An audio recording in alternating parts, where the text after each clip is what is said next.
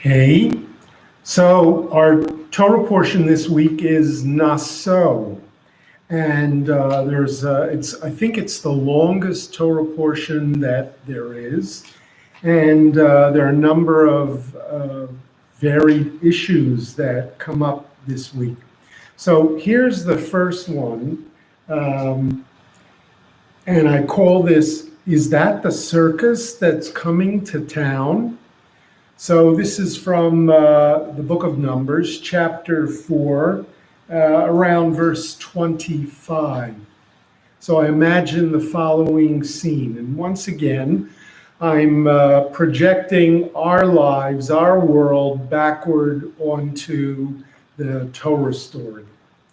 "Look," said Avi, "what's on the back of that wagon? I see a lot of furniture, a table, a light stand, a chest, and that looks like a small fountain or maybe a bird bath. I don't know what the other stuff is. This must be a moving van. Maybe somebody new is moving in. I'd love to work as a mover and ride in the moving van, help people go from one home to another. One day we'll be moving into our new home, and the movers will be carrying all our stuff. How exciting." "But look what's in the second wagon," said Benny. "It's a tent, all folded up. That's the biggest tent I've ever seen. And check out all the animals that are being paraded behind that wagon. Wait a minute, I know what this is. It's the circus. The circus is coming to town. They're going to set up the huge tent, and there's going to be a show inside. Animals and acrobats and clowns. That's my dream, to one day join the circus. This is going to be so awesome. I can't wait." "No, you're both wrong," said Gotti. "Look at the third wagon. It's filled with musical instruments, drums and tambourines, flutes and shofars, trumpets and harps. There's going to be a concert. Boy, what I wouldn't give to be a roadie accompanying the band on their tour. Sex, drugs, and rock and roll forever." "Wait," said Danny. "Don't you guys see who's walking next to the wagons? It's the Gershonites, the Merarites, and the Kohatites. It's not movers or clowns or roadies. It's the Levites. That tent isn't the big top. It's the Mishkan, the tabernacle. That's not home furniture. It's the Aron, the ark, and the menorah, and the shulchan, and the kior, the laver, the place where we wash. And there's the mizbeach, the altar as well. And those instruments aren't for a rock and roll concert. They're for the Levites to play when they praise God." "Oh," said Avi. "Too bad," said Benny. "Bummer," said Gotti. "Look," said Donnie, "I know it's not as exciting as the circus, but just you wait. Once they set up the Mishkan and start offering sacrifices, it'll really take your breath away." One of the things that we often forget about is that the Mishkan was portable. And we often have this notion that people were fixated in a certain place for a while. They were at different oases as they went 40 years through the desert, from here to the next place where there was water and maybe palm trees and dates. But ultimately, they stopped at about 40 or so different spots. And in each place, they had to set up camp. And in each spot, they had to set up the Mishkan, the tabernacle, in the center of the camp. We don't really think about that. But the beginning of Naso, they tell us these are the duties of the Gershonite clans as to labor and porterage. They shall carry the cloths of the tabernacle.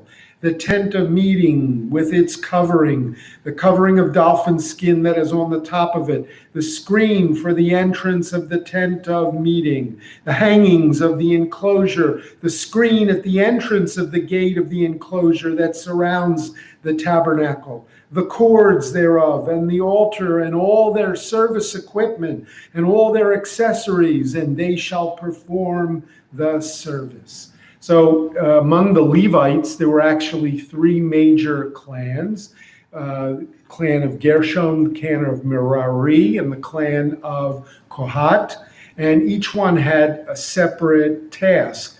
And part of it was knocking the tent down, setting the tent up each time they did this. And it happened about 40 or so times during the 40 years that they were in the wilderness. So that's the first piece I wanted to share with you. Next, we come to the difficult and troubling story of the Sotah. The Sotah is the suspected adulteress. So give me a minute, let me read it with you, and you'll see this crazy ritual and ultimately what happened. If any man's wife has gone astray and broken faith with him, in that a man has had carnal relations with her, unbeknown to the husband, and she keeps secret the fact that she has defiled herself without being forced, and there is no witnesses against her, but a fit of jealousy comes over him, and he is wrought up about the wife who has defiled herself.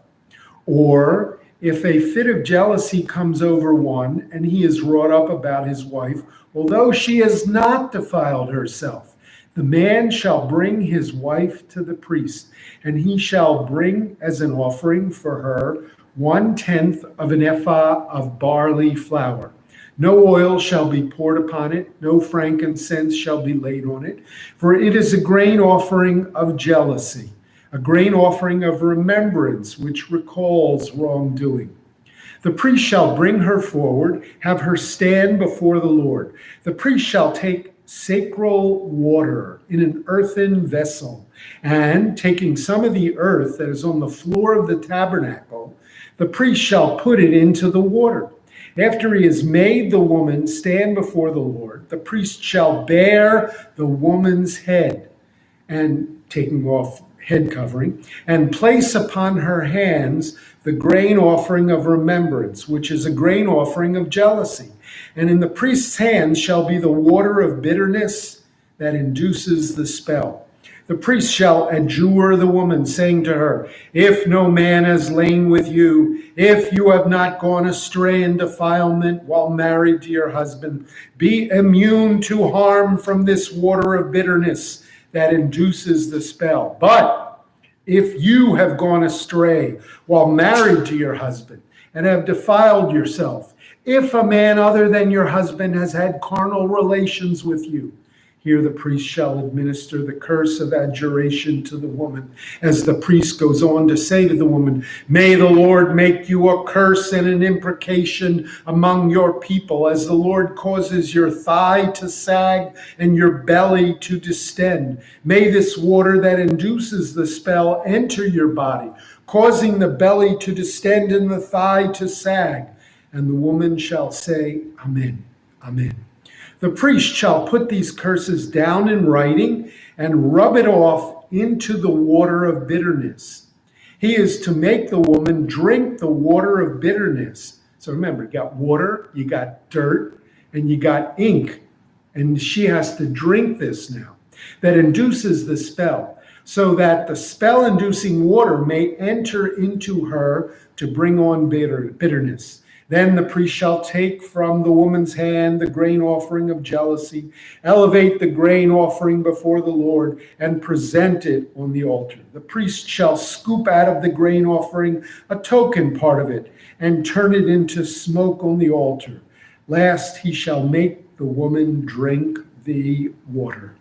Once he has made her drink the water, if she has defiled herself by breaking faith with her husband, the spell-inducing water shall enter into her to bring on bitterness. so that her belly shall distend, and her thigh shall sag. And the woman shall become a curse among her people. But if the woman has not defiled herself and is pure, she shall be unharmed and able to retain seed. So this sounds, frankly, pretty terrible. And we got to remember we're dealing with 3,000 years ago, and almost sounds like the Salem witch trials in order to figure out whether this particular woman is guilty or not. So this is the story of the Sotah. We read about it in Parshat Naso. All I can say is that as troubling and as difficult a passage as it is to us, about 1,000 years, 1,500 years after the Torah, along come the rabbis, and without much, fanfare, they basically annul this whole ritual. And so in their day, it was no longer observed. They don't give feminist reasons for it, but it was no longer done. So quietly in their own way, the rabbis, 1,500 years after the Torah, were also troubled by this ritual and basically nixed it. So here's my imagining of the women of Bible times being more like feminist women today and not standing for this. Sarah bat Shimon looked out over the crowd of women that had gathered outside the Israelite camp. I thank you all for coming. We women must always support one another. I am here to tell you that I, for one, will not accept the ritual of the suspected adulteress. It is unfair and it is demeaning. The men don't count us in a minyan. They won't let us read from the Torah, and they won't let us sit with our families in service. But for this, they will permit us into the sanctuary. A husband, out of nowhere, suspects that his wife has been unfaithful, and we are forced to degrade ourselves in front of everyone. The Kohen uncovers a woman's head, and they make her drink a concoction of water and dirt and ink, and they threaten us. If we have strayed, our bellies will distend, and our thighs will sag, and we will be taken out for execution. But if we have been faithful and have told the truth, then we are promised that we will get pregnant, as if we would want to remain married to a man and sleep with him. A man who suspected us of adultery forced us to subject ourselves to such a trial by ordeal. I say, let's go on strike. I say, let's refuse to be treated this way. I say, men wouldn't put up with this humiliation if we were suspicious of them, so why should we? Are you with me? Will you support me? Will you stand up for all women? I don't care if it takes 1,000 years. We will get this law repealed. Sarah bat Shimon awoke from a fitful sleep and from her dream. This would be the day that she would be paraded through the camp to the tabernacle and made to drink the bitter waters.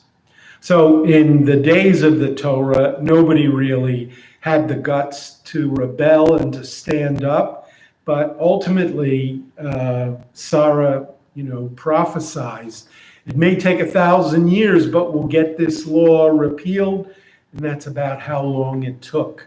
Now, whether it was the women who got the law repealed or the men who were so uncomfortable with it, that we don't know. But that's the story of the Sotah, and it's in the Torah, and there are things in the Torah that make incredible sense, and other things which trouble us no end.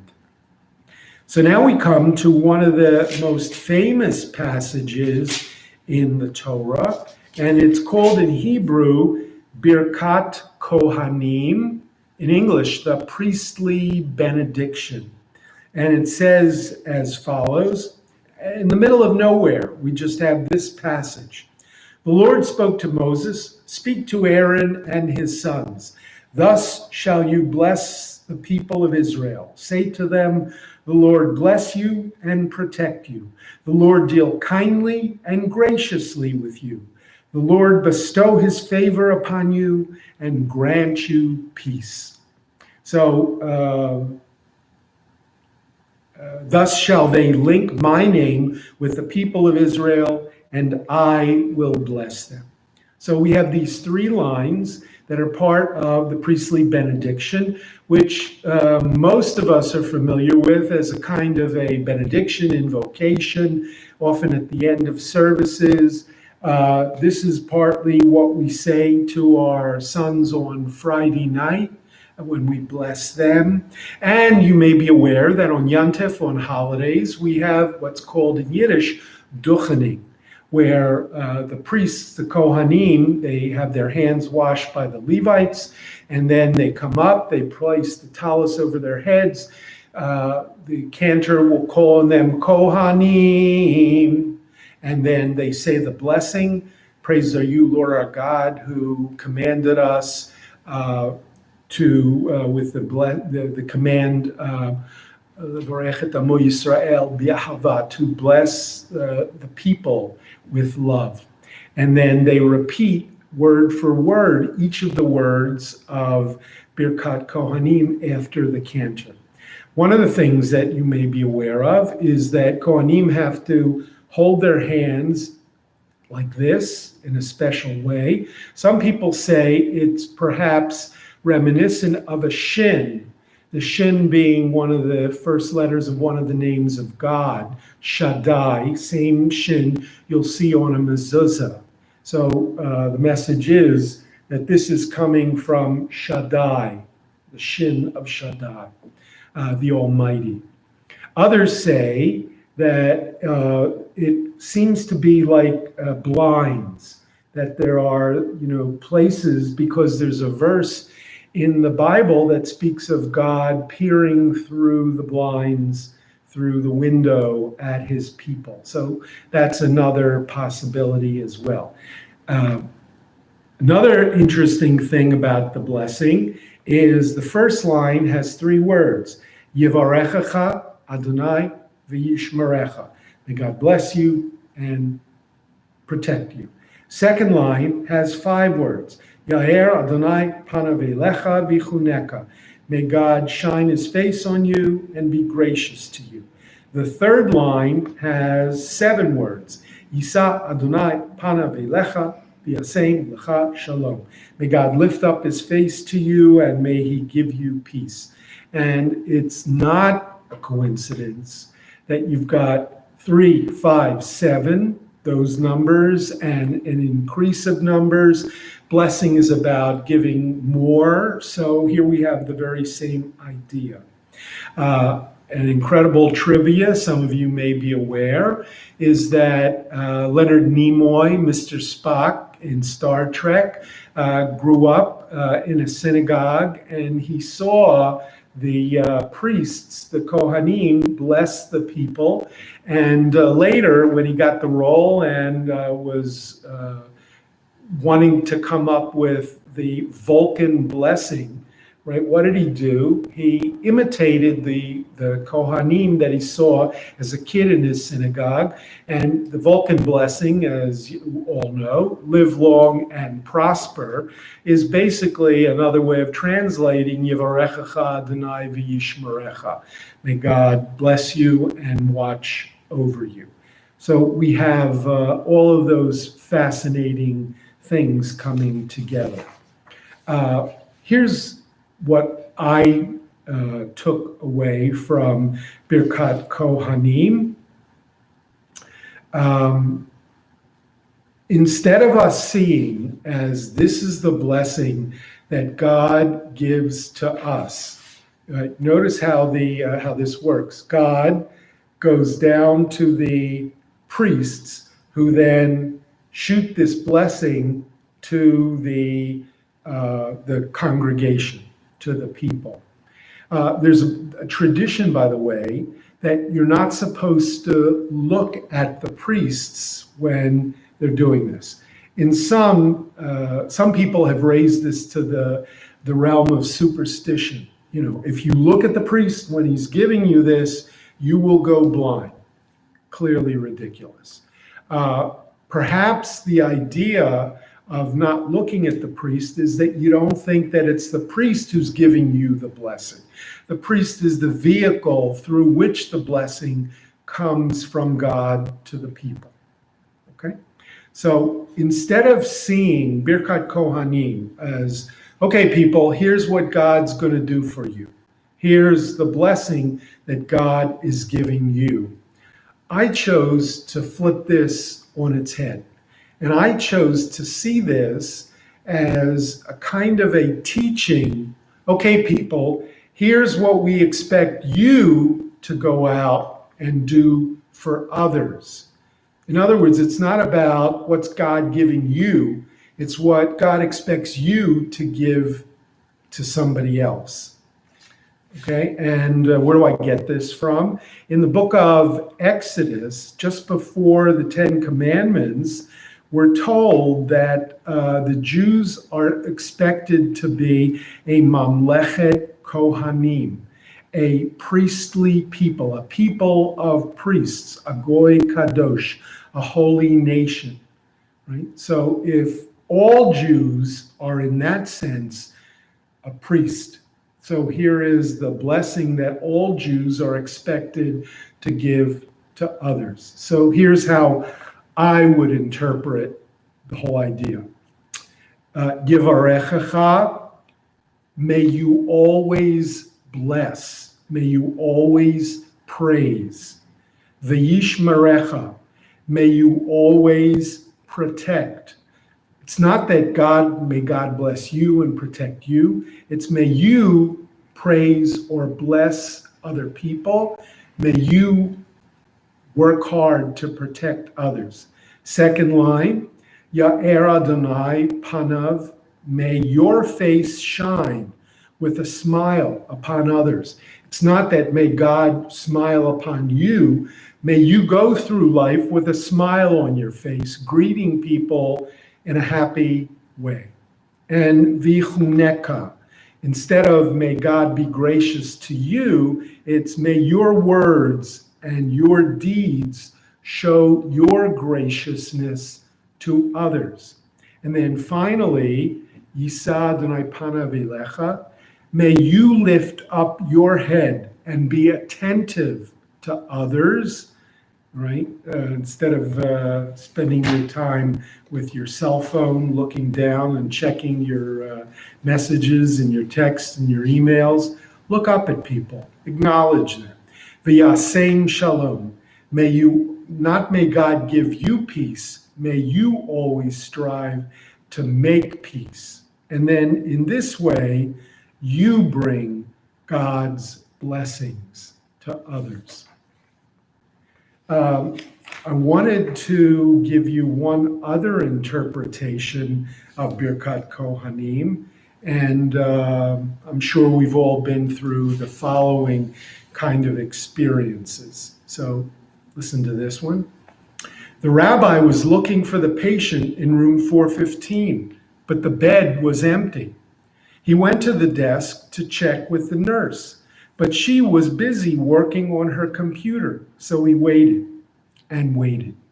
She clearly knew that there was someone standing there in need of help, but she just wouldn't pick up her face and acknowledge him. The woman in the department store found the dress she had been looking for, but she couldn't find any on the rack in her size.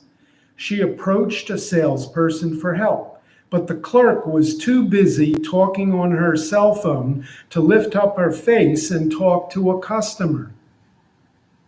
The man was standing at the busy bar with his date on a Friday night, trying to order a couple of drinks. The bartender seemed to be taking everybody else's order but his. The man just couldn't get him to raise his head and look him in the eye. The little boy had been waiting for hours for his father to come home from work so they could go outside and have a catch. But the man was exhausted from the 10 hours he had put in at his desk and from the miserable train ride home. All he wanted to do was read the sports page. "Daddy, Daddy, Daddy," the boy pleaded. But the father just wouldn't take his head out of the paper and listen to his son. The Jew stood in prayer, pleading with God for help. A scary diagnosis, a teenager who was out of control, a pile of bills that just kept growing. But there seemed to be no answer. What was worse, it seemed that God wasn't even there, didn't even care, wasn't even paying attention. There was a terrible feeling of abandonment and of loneliness. Somebody, anybody, please pay attention to me. Suddenly, the man understood the meaning of the benediction that he had heard the rabbi say 100 times before. May the Lord lift up his face to you and give you peace. Yisa Adonai panav elecha v'chuneka. What does it mean? May God lift up his face to you? God is up in heaven, right? May God lift up his face. But maybe what it means is God didn't seem to be listening or paying attention. The ultimate blessing of Birkat Kohanim is, may God hear you and may God answer you. So finally, we come to the Haftarah. Now, one of the many topics in this week's Torah portion, Naso, is the story of the Nazarite. What is a Nazarite? By the way, not to be confused with a Nazarene. Jesus of Nazareth is sometimes referred to in the New Testament and in the Jesus movies as the Nazarene. Nazarene from Nazaret, from Nazareth in the Galilee where the family lived. But a Nazarite, a Nazir, totally unrelated. In fact, Nazarene from Nazareth, in Hebrew it's Natseret with a tzadi, whereas a Nazarite, a Nazir, is with a zayin, a z. Okay, totally unrelated words.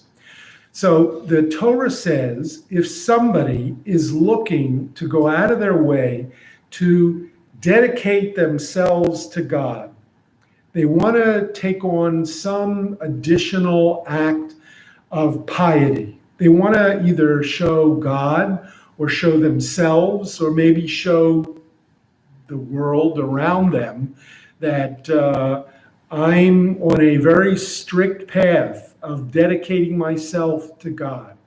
Now, Christians, you could become a monk, you could become a nun, you could become a priest with all the things that entails, celibacy and chastity and poverty and sometimes silence and meditation all day. What did the Jews have that was equivalent?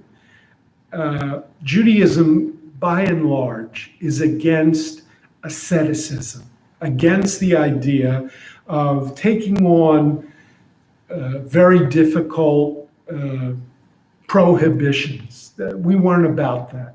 In Christianity, that's what saints do. That's what pious people do.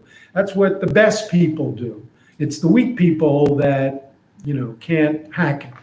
But in Judaism, there wasn't a sense that that's what we want good people, the best people to do. But if you insist, if you want to know, how can I serve God? How can I take on this, this vow? Maybe it's because I did something bad and I want to make up for it by being strict with myself. Or maybe it's that something wonderful happened and I need to thank God by much more than just a Thanksgiving offering and sacrifice. So what could I do? And the answer is you could become a Nazir. And a Nazir took on three things.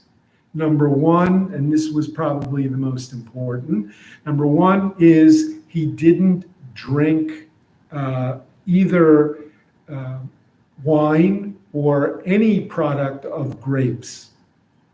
Okay, so the idea was that wine was a blessing that God brought to the people, and God wanted you to enjoy wine in moderation. This person said, I'm not even going to allow myself what God himself has allowed me. So I'm not going to drink any wine. I'm not going to even eat or drink anything that comes of the grapes. So that's number one.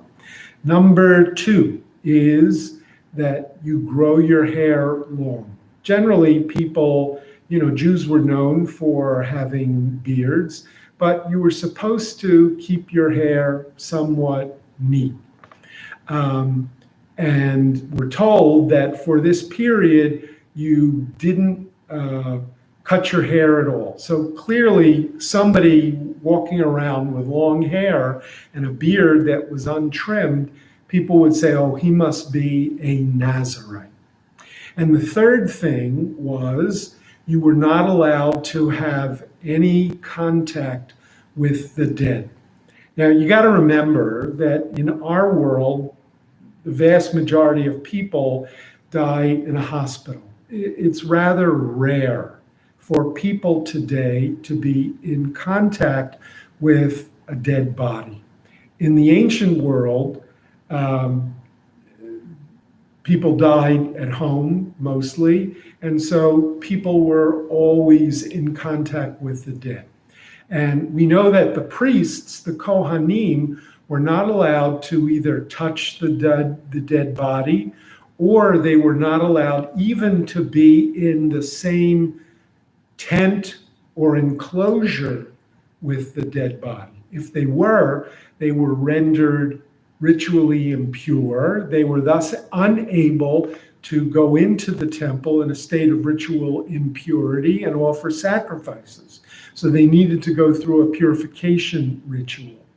So we're told that that was the rule for the Kohanim, but if you were a Nazir, then you generally took on that as well, and that you had to stay away from the dead. So no wine, no hair cutting, no contact with the dead.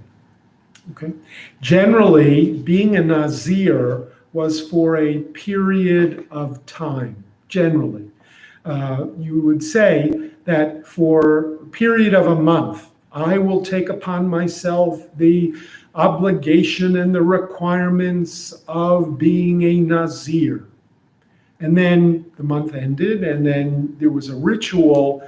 You would bring a sacrifice of a particular kind, and you could cut your hair, drink wine, and the prohibitions of the contact with the dead no longer apply. There are a couple of cases where somebody takes on being a Nazir for life. And the most famous case of that, of course, is Samson. And so since the Torah tells us the law about the Nazir, the Haftorah, which is always going to mirror, or parallel, or pick up on one of the themes of the Torah, tells us about the birth of Samson. And Samson, of course, also followed these restrictions. And most importantly to remember is with Samson, the long hair becomes the source of his great strength.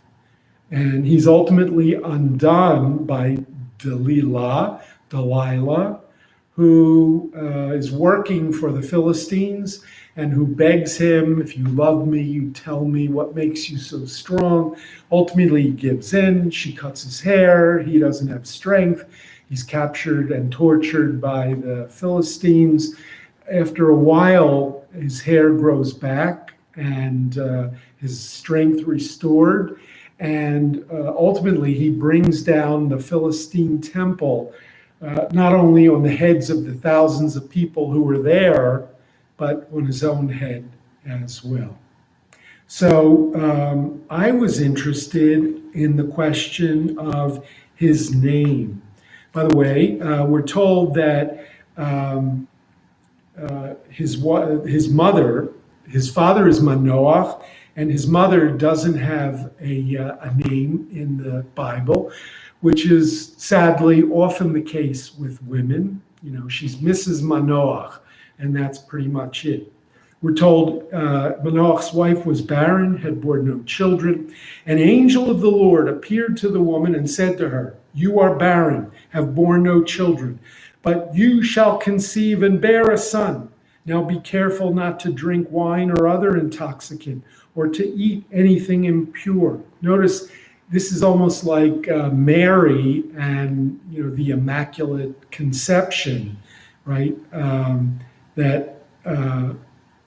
We find that not only will Samson have to be a Nazir, but his mother can't even drink wine. "For you are going to conceive and bear a son. Let no razor touch his head, for the boy is to be a Nazirite to God from the womb on." Not even from the time he's born, but from the time he's conceived. There'll be no wine which will go through his mother and reach him. "He shall be the first to deliver Israel from the Philistines." So we have this story where she goes, she tells her husband. He says, "I don't believe you. You're only a woman.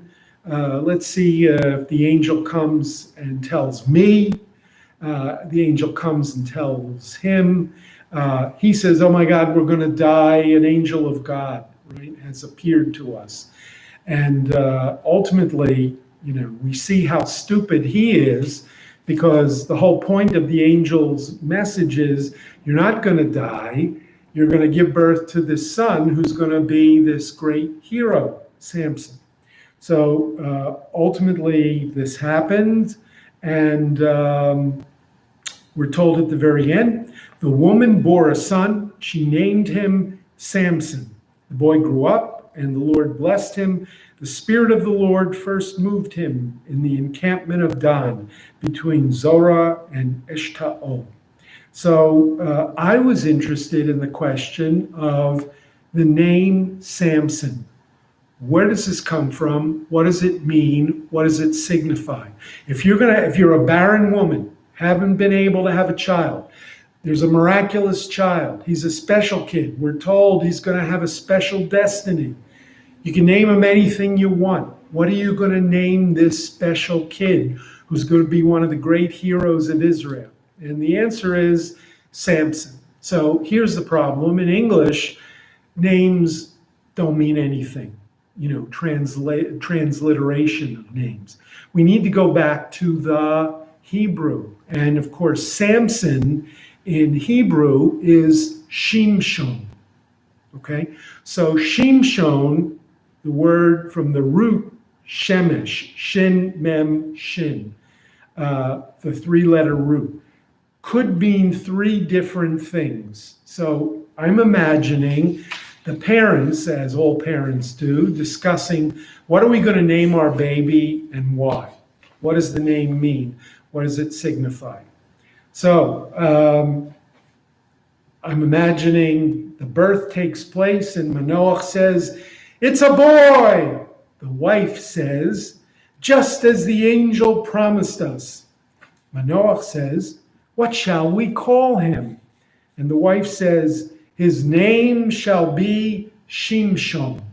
By the way, it's interesting that very often in the Bible, it's the woman who gives the name. That happens with the wives of Jacob and Jacob's 12 sons. It's pretty much the women the mothers who decide the names. Manoach says, "Shimshon." Why Shimshon? And the wife says, "From shamash," meaning to serve. to rule. Think about the Hanukkah menorah. The high candle is the one we call the shamash, the servant, the one who serves, who rules, right? He's higher. He rules over the lower candles on the Hanukkah menorah. So she says, maybe I decided to call him Shimshon from the word shamash, to serve, to rule.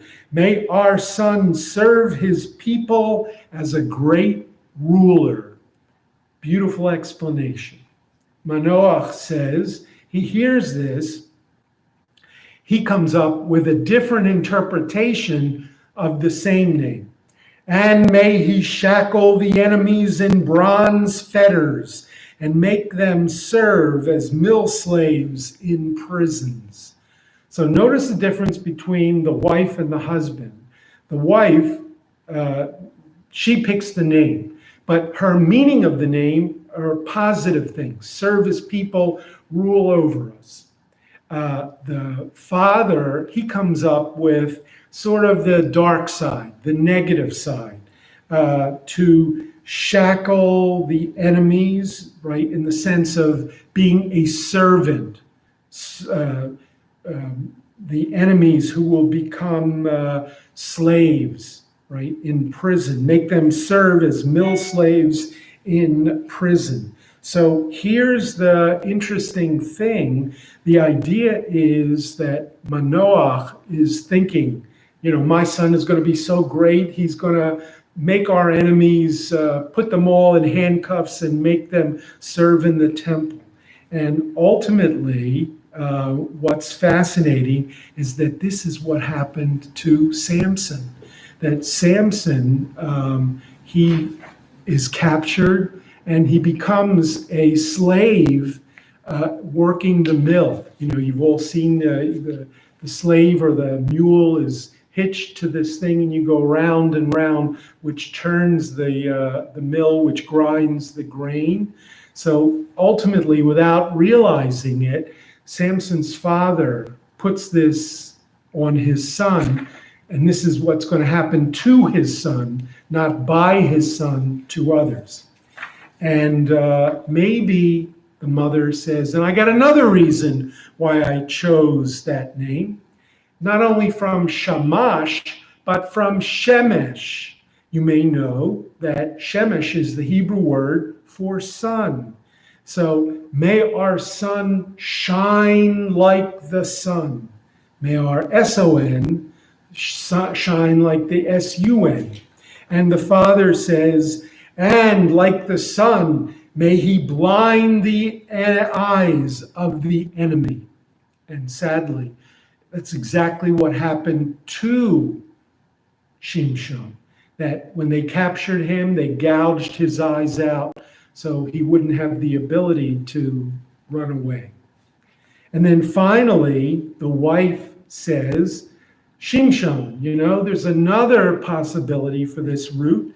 And as her cheeks blush, she shyly lowers her eyes from Shemesh, Shemeshet Hamita. In Hebrew, the idiom, they were careful about using indelicate language. The way to say in classical biblical Hebrew or rabbinic Hebrew to have sex is to use the bed.